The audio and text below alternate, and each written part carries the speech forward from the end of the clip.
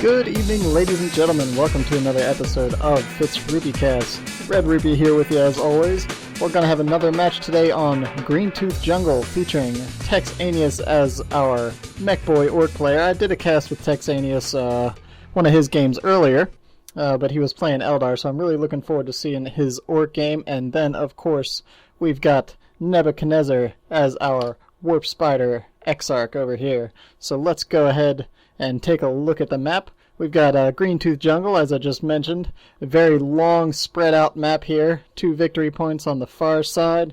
Then we've got power guarded by garrisons on either side of the map directly in front of the players' bases. And the bases themselves very close together. You can see they're right across the map from each other with just this victory point between them. So you can really overextend your units here, kind of like out of reaches, and get yourself far out on the map, and enemy players can get melee squads in between on this center portion of the map here. So as we can see, the Warp Spider taken off right off the bat. Mech Boy and Warp Spider both very teleporty heroes. And you can see, looks like, as usual, the Warp Spider going right across to get some harassment in on the Slugger Boys, capturing the power right in front of Tex's base. Tex is going to retreat those after dropping a model. You can see always, if you got a hero in your base pegging away at units, if you get use your hero to cap a point, because he can't take wreck bleed like a squad can. He can really take a lot more abuse. Oh, excellent play. You can see the Warp Spider used his special attack, knocked off the Mech Boy, and then he just touched the point to reset Tex's cap. Nice little delaying tactic there to set him behind on power a little bit.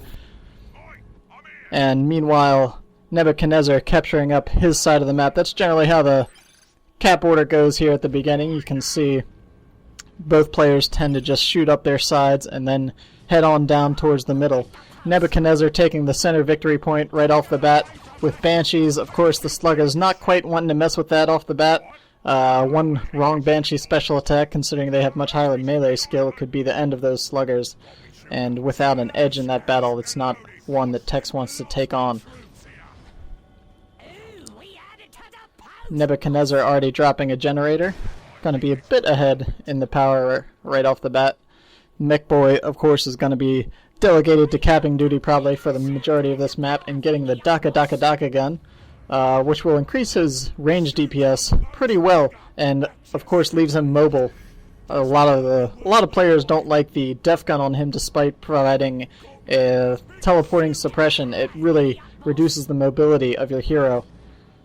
So on a large spread out map like this, you really want that mobility. And with Eldar also being a faster race, you don't want to catch him out of position, unable to retreat. The Banshees again causing these Slugger Boys to flee away. Meanwhile, Tex does get a quick triple cap on there, knocking off a few quick victory points of Nebukatnezzar. Warp Spider is going to be probably meleeing the Mech Boy a lot, really reducing his range damage. You can see Tex went for a double Shooter Boy build as well. So Nebukatnezzar has opted for a Shuriken's weapon team to help with suppression on that. And of course the Warp Spider's melee interruption will keep these big Shooter Boys under a little harassment as well. The center victory point tends to go back and forth a lot, but it looks like Nebukatnezzar's taken his first Shuriken cannon and really locked down this bottom victory point here. That's always generally a good way to deal with Tier 1. If you want to hold this victory point, you can take a setup cannon, setup suppression platform, and really lock that victory point down without much effort. Tex trying to defend his power farm from the Banshees running over here and hacking up a generator. Looked like he tried to get in the garrison but wasn't quite in range to deal with that. Looks like this is going to be a successful generator bash unless he gets some units over here. You can see Tex has his Shooter Boys on the far side of the map, decapping all the way across the map there. He tried to teleport to the garrison, but the Warp Spider just barely beat him to it. He needs to get that Mech Boy out of there. Looks like he might escape. Oh no, there's a grenade, and he does go down. That was an excellent retreat grenade. I love the positioning of the Shuriken weapon team right there. You can saw it deterred the Slugger Boys from coming in and helping out the commander. and really secured this power bash. That was an excellent positioning by Nebuchadnezzar. Now he's going to take the garrison. Much to Tex's dismay, I know Orcs generally have a difficult time dealing with garrisons right off the bat, and having a suppression gun on your main power farm is definitely going to be a problem. Guardian's going to move up and decap. Meanwhile, the Banshees will continue their gen bash, it looks like, up on his secondary power farm. Tex has decided that he will trade power farms with Nebuchadnezzar and go ahead and raise his own gen farm. Unfortunately, Nebuchadnezzar has opted in for the second Shuriken Cannon, and probably will be able to defend this gen bash. Will cost him a node at least, and it looks like, oh, he set that gun up just a bit too far back, so he's going to at least loot the node on that, possibly a generator. Texas Sluggers are in position to probably move in and stop this Shuriken Cannon if he uses aiming. What's that? It's already pretty low. A flank right now could really do him in. But unfortunately, I guess Tex just decides it's not going to be worth the wreck to try to take that out, and he's really concerned with his power farm over here right now. I think he could have tried to stop this and trade generator farms. That's always a good choice if you're in a position where you can't stop the gen bash. Go ahead and take theirs out too. Right now we can see Nebuchadnezzar just taking the map back here. Probably pretty high lead here as far as power and requisition.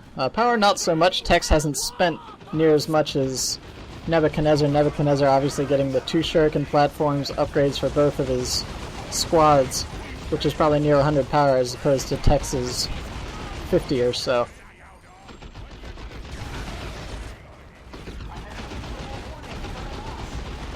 Excellent suppression with aiming. What's that? To keep this escaping platform. It looks like that might not get into the garrison in time, but it just barely escapes into the safety of the building.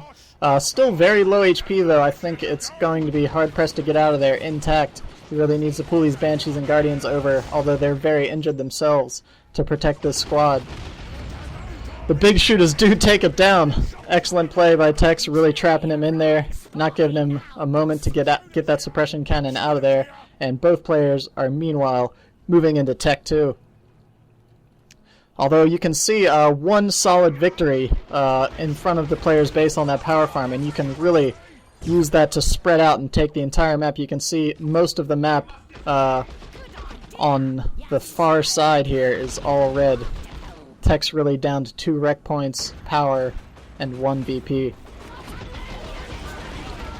These Guardians, again, also in trouble. This is what I'm talking about. These Slugger boys are definitely in position to take out this Guardian squad because of the positioning of the 2 bases. Oh, looks like they tripped over themselves a little bit and couldn't quite get the kill. Oh, very unfortunate for Tex. That was an excellent play keeping those Sluggers. With both of these powerful melee squads, the Banshees and the Slugger boys, you can see this central path here. They've been keeping them back, capping the wreck point, and really using them to try to pick off retreating squads. Generally excellent play with those melee squads. It looks like the Warp Spider Exarch is going to be getting himself some power blades to really bring the melee hurt onto this ranged-based army as of right now. And Tex, of course, grabbing himself and cobbling together an Orc war truck to bring the infamous Orc clown car onto the field. And probably going to be toting those Sluggers around inside of that and causing some hurt.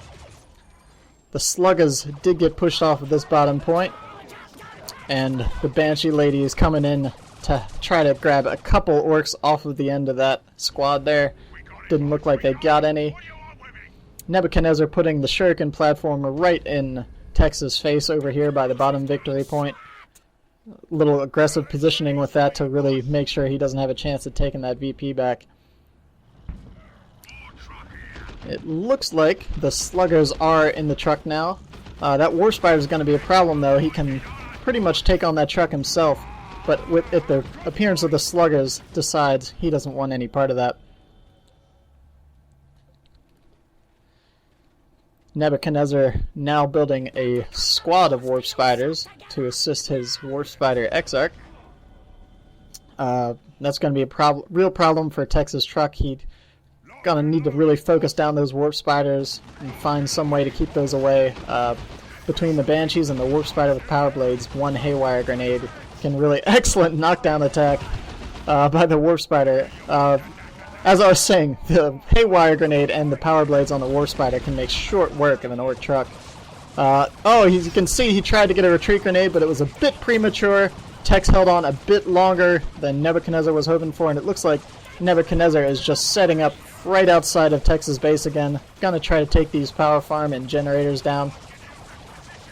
Nebuchadnezzar has quite a bit of wreck. Not sure what he's gonna go for next.